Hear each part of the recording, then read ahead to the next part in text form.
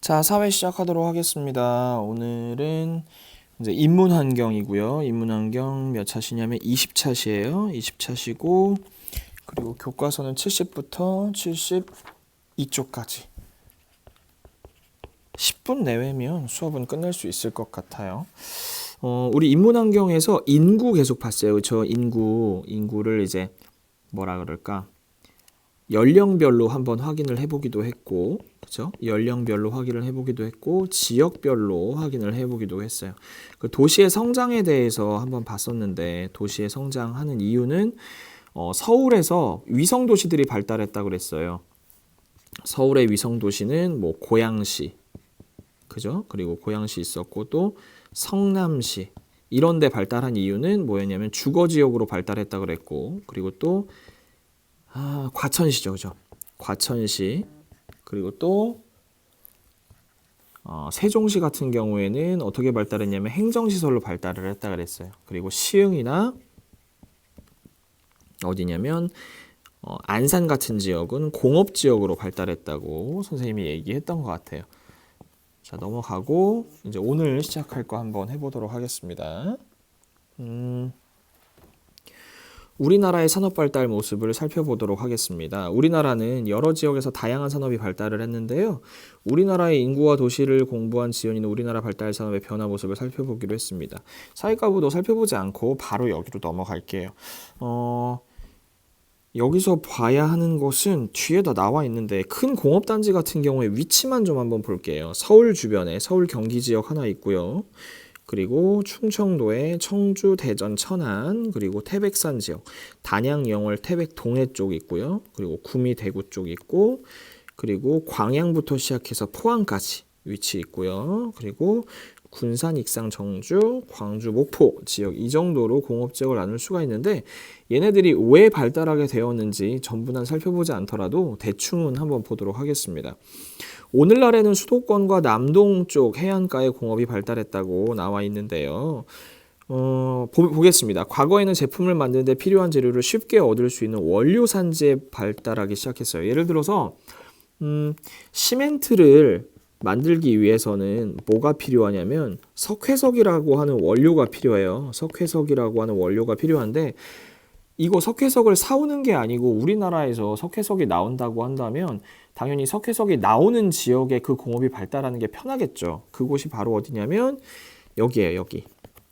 태백산 공업 지역인데 이쪽은 석회석이 많이 나요. 석회석이 많이 나기 때문에 당연히 어떤 게 발달하였냐? 시멘트가 발달할 수 있었던 것이죠. 시멘트가 발달하였습니다. 또 1960년대 이후에 생활에 필요한 물건을 공장에서 대량으로 만들기 시작하면서 생활에 필요한 물건이죠. 원료를 배로 수입하거나 완성된 제품을 수출하기에 편리한 남동 쪽 해안가, 남동 임해라고 해요. 해는 바다 해자죠. 이쪽 지역이에요. 중화공업단지가 형성되었고 산업 종류도 다양해졌다. 무슨 얘기냐면 예를 들어서 포항이 있으니까 제철 얘기를 잠깐 해볼 건데 여기는 철을 가공하는 곳이거든요. 포항 쪽은. 그러면 우리나라가 철을 가공하려면 뭐가 있어야 되냐면 철광석이라고 하는 게 있어야 돼요. 근데 우리나라는 철광석이 거의 없거든요. 그래서 철광석을 해외에서 들여와야 되는데 철광석을 해외에서 들여올 때 공장이 만약에 이 한가운데 있다고 생각하면 원료를 배로 가져오고 나서 여기까지 또 배송을 해야 되잖아요. 그러려면 너무 오래 걸리죠. 그러니까 그쪽에 하지 않고 원료를 받아서 바로 공장을 돌릴 수 있는 바다 쪽에 이렇게 발달을 하게 된 것이죠. 바다 쪽에 공단이 생기게 공업단지가 생기게 되면 수출하고 수입하는데 모두 다 편하겠죠. 외국에 팔러 가는 것도 굉장히 편하게 할 수 있을 것 같습니다. 여기까지. 오케이, 넘어가고 중화공업이라고 하는 것은 뭐 석유를 사용하거나 엄청 무거운 걸 만든다라는 것을라고 생각하시면 돼요. 자연환경과 인문환경의 차이에 따라서 지역별로 다른 산업이 발달을 하게 되었는데 대표적으로 선생님이 시멘트 얘기를 했었습니다. 과학과 기술이 발달하면서 첨단 산업이 발달하고 있다. 첨단 산업 딱 하면 여러분 꼭 알아야 되는 게 대전이에요. 대전. 대전은 우리나라에서 제일 똑똑한 과학자들이 많이 모여 있는 곳이거든요. 그 대학교 이름이 뭔지 알아요, 혹시? 여러분들? 그 대학교 이름은 한글로 쓸게요. 틀릴 수도 있으니까. 카이스트라고 하는 대학교예요. 카이스트라고 하는 대학교는 연구하는 학생들이 몰려가는 거고 실제로 연구하는 교수님들도 엄청 많이 있겠죠. 그래서 대전에는 연구단지가 발달되어 있어요. 선생님 대덕 연구단지를 비롯해서 많이 이제 첨단 뭐 예를 들어서 로봇 같은 거 예를 들어서 뭐 로봇 말고도 뭐 있을까요? 나 로봇 말고 생각나는 게 없는데. 어쨌든 첨단 산업을 발달할 수 있는 것들이 많이 발달을 시설이 모여 있다라고 얘기할 수 있겠고 또 아까 말했던 시멘트의 주 원료인 석회석이 풍부해서 시멘트 산업이 발달하였다라고 하는 게 동해 쪽. 그리고 선생님은 이제 단양까지 포함해서 이쪽 전부 다를 말하거든요. 이쪽 전부 다를 얘기해요. 그리고 선생님은 대구뿐만 아니고 여긴 대구 말고 선생님이 이제 어렸을 때는 구미라는 지역도 같이 배웠어요. 대구랑 구미라는 지역도 같이 여기에 섬유라고 배웠는데 섬유라고 하면 어떤 거예요? 옷 같은 거죠. 옷이나 신발 같은 거. 이런 것들이 많이 발달을 했어요. 근데 요즘에는 최근 들어서 그 인건비라고 하죠. 그 월급 같은 게 중국이 훨씬 싸다 보니까 공장들이 중국으로 많이 넘어가기는 했어요. 근데 아직까지도 이쪽엔 이제 패션, 섬유와 패션 산업이 좀 발달을 하였다라는 것을 알고 계셔야 되고 부산 같은 경우는 아까 남동 임해공업단지라고 해서 여기부터 쫙 이렇게 그죠? 쫙 이렇게 공장이 발달하였죠. 수출 수입에 유리한 거, 원료 받아들이기 쉬운 쪽. 여기 보면 나와 있겠죠? 원료를 수입하고 이거 너무 얇다. 원료를 수입하고 제품을 수출하기에 좋은 해안가에 위치한 물류산업. 물류산업이라고 하는 것은 뭐야? 여기 나와 있네. 소비자에게 수송, 운반, 보관하는 이런 것들이 좀 발달하였다라고 하는 거고 제주는 얘기 안 해도 되죠. 제주는 당연히 관광산업이 발달을 하였겠고 광주는 자동차 산업이 발달했다고 나와 있어요. 나머지는 뭐 서울은 얘기 안 해도 되죠. 서울은 뭐 워낙 유명한 곳이니까 이렇게 생각을 하고 있으면 되고 공단을 선생님이 아는 걸 좀 몇 개를 얘기해 주면 여기 공단 뒤에 나와 있나? 지난 시간에 선생님이 공단 한번 얘기했었죠. 여기 보면은 시흥하고 안산이 발달했다 그랬잖아요. 시흥하고 안산. 안산 같은 경우에는 반월공단이라고 하거든요. 반월공단. 여기 나왔죠. 반월공단. 이렇게 나왔는데 선생님이 이 얘기를 왜 꺼냈냐면 오늘 보면은 여기 인천이 나오는데 인천이 원래 염전이었어요. 옛날에 염전이었던 곳이 엄청 많았는데 여기를 이제 메워가지고 남동공단을 만들었어요. 남동공단. 남동공단이라는 공단은 이제 공업단지의 줄임말이에요. 뭐 인천 남동국가산업단지를 조성하였는데 진짜 이렇게 생겼어요. 정신 하나도 없고 옛날엔 진짜 염전이었어요. 선생님 집 앞에 염전이 있었어요. 진짜 옛날에는 그만큼 선생님 옛날 사람이라는 거죠.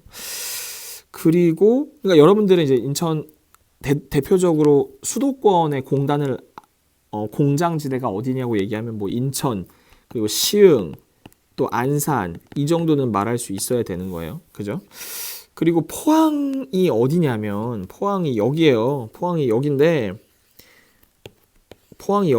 포항이라는 데는 나라에서 키운 곳이에요. 뭐 대부분 다 나라에서 키운 곳이긴 하지만 1960년대에 포항에 뭐가 생겼냐면 포항제철이라는 게 생겼어요.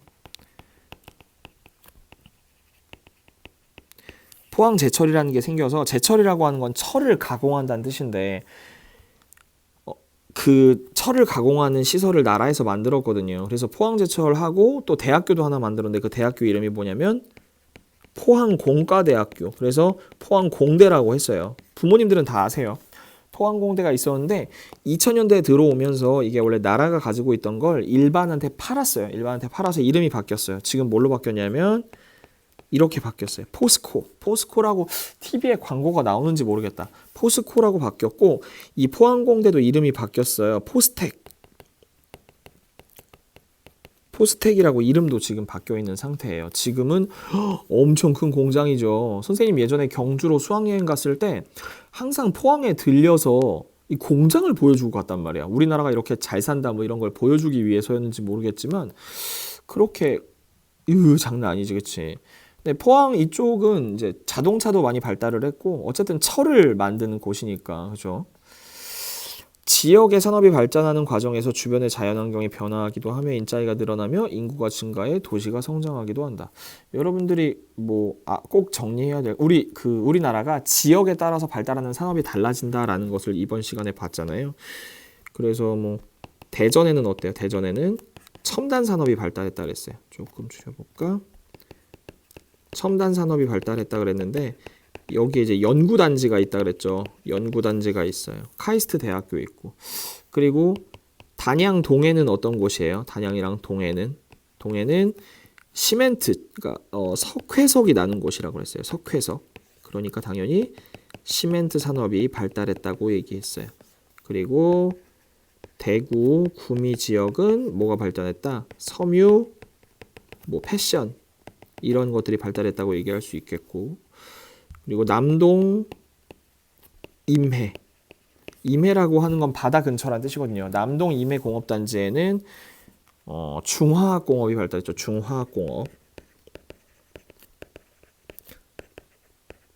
중화학공업이 발달했다라는 걸 기억은 한 번씩 해주셔야 될 것 같아요. 오늘도 짧죠? 별로 안 길어요. 오늘 여기까지 할게요. 안녕.